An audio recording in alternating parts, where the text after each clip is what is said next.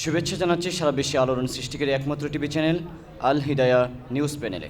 সাথে আছি আমি সিফাত হাসান। শুরুতেই পড়ে নিচ্ছি শিরোনামগুলো। গত শুক্রবার বাইতুল মোকাররমে জোবায়ের পন্থীদের বিক্ষোভ মিছিল, তা আতিপন্থীদের বিরুদ্ধে।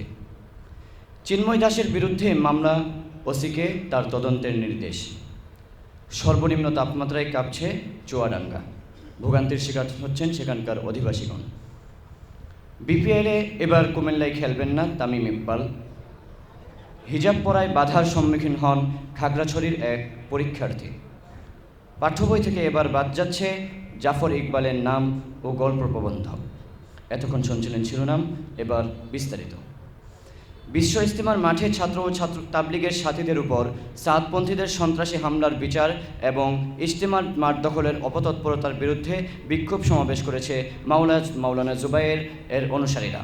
শুক্রবার জুমার নামাজ শেষে বাইতুল মোকাররম মসজিদের উত্তর গেটে এই বিক্ষোভ সমাবেশটি অনুষ্ঠিত হয়েছে। তবে বিক্ষোভ সমাবেশ ঘিরে কোনো অনাকাঙ্ক্ষিত ঘটনা ঘটেনি। সমাবেশে বক্তারা বলেন, আওয়ামী লীগের শাসনামলে তাদের আশকারা পেয়ে সাদপন্থীরা ইসলাম নিয়ে নোংরা রাজনীতির খেলায় নেমেছে। তারা ইসলামের দুশ্মন, সাদপন্থীরা আলেম বিদ্বেষী। এদেশে হেফাজতে ইসলামের অনেক নেতাকর্মীদের বিরুদ্ধে মামলা করেছে তারা, এমনকি জাতীয় মসজিদের খতিবের নামেও মামলা করতে পিছুপা হয়নি তারা। এবার বিশ্ব ইজতেমায় সাদপন্থীদের কোনো ঠাঁই দেওয়া হবে না বলে জানিয়েছেন সেখানকার বক্তারা। বাংলাদেশ সম্মিলিত সনাতনী জাগরণ জোটের মুখপাত্র চিন্ময় কৃষ্ণদাস ব্রহ্মচারী সহ 164 জনের বিরুদ্ধে করা মামলার আবেদনটি আমলে নিয়ে কোতোয়ালি থানার ওসিকে তদন্তের নির্দেশ দিয়েছেন আদালত। রোববার বিকেলে চট্টগ্রাম মহানগর হাকিম আবু বকর সিদ্দিকের আদালত এই আদেশটি দেন।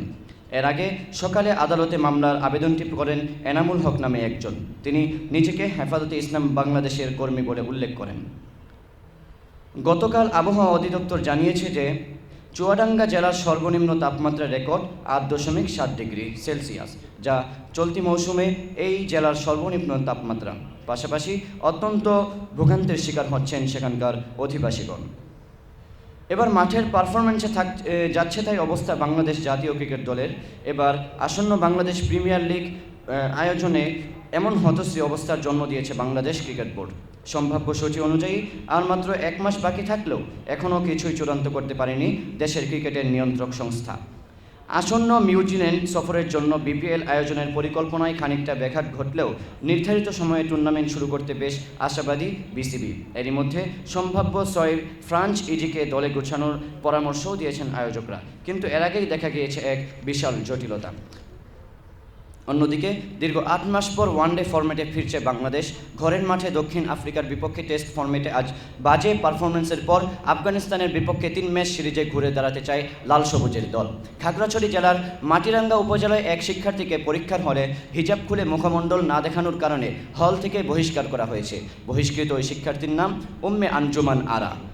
শুক্রবার দুপুর 2:30টার দিকে মাটিরাঙ্গা সরকারি ডিগ্রি কলেজ কেন্দ্রে বাংলাদেশ উন্মুক্ত বিশ্ববিদ্যালয় এর সমাজতত্ত্ব পরীক্ষার দিন এই ঘটনাটি ঘটে। বিষয়টি জানাজানি হওয়ার পর সামাজিক যোগাযোগ মাধ্যম, কওমি আলেম সমাজ, ইসলামী আন্দোলন বাংলাদেশ এবং স্থানীয় বৈষম্য বিরোধী ছাত্র আন্দোলনের নেতারা সংক্ষুব্ধ প্রতিক্রিয়া ব্যক্ত করেছেন। বিভিন্ন শ্রেণীর পাঠ্যপুস্তক থেকে এবার বাদ যাচ্ছে জাফর ইকবালের গল্প প্রবন্ধ। পাশাপাশি সম্পাদনায় যুক্ত হিসেবে বইয়ে থাকা তার নামও বাদ দেওয়া হবে। জাতীয় শিক্ষাক্রম ও পাঠ্যপুস্তক বোর্ড এই সূত্রে তথ্য জানা গিয়েছে। এবার আন্তর্জাতিক সংবাদ। সিরিয়ায় বাশার আল আসাদের কারাগারে বন্দী ছিল লাখো মানুষ। সম্প্রতি মুজাহিদ বাহিনী দামেস্ক দখল করার পর বাশার আল আসাদ পালিয়ে চলে যান রাশিয়ায়। তার পতনের পরপরই বিভিন্ন কারাগার থেকে হাজারো মানুষকে মুক্তি দেওয়া হয়। মুক্ত হয়ে অনেকে আন্তর্জাতিক সংবাদ মাধ্যমের কাছে যেভাবে নিজেদের অভিজ্ঞতা বর্ণনা করেছেন, তাতে মনে হয়েছে এ যেন আরেকটি আয়নাঘর।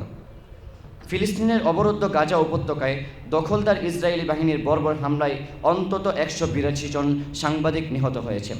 সংবাদ মাধ্যম আল জাজিরা জানিয়েছে, রোববার ইসরায়েলি হামলায় 3 সাংবাদিকের মধ্য থেকে একজন হচ্ছেন আল আকসা টিভির সৈয়দ রেদওয়ান, আরও হচ্ছেন বার্তা সংস্থার সনাদের আবু সালমিয়া এবং আল কুদস ফাউন্ডেশনের হানিন বারুদ।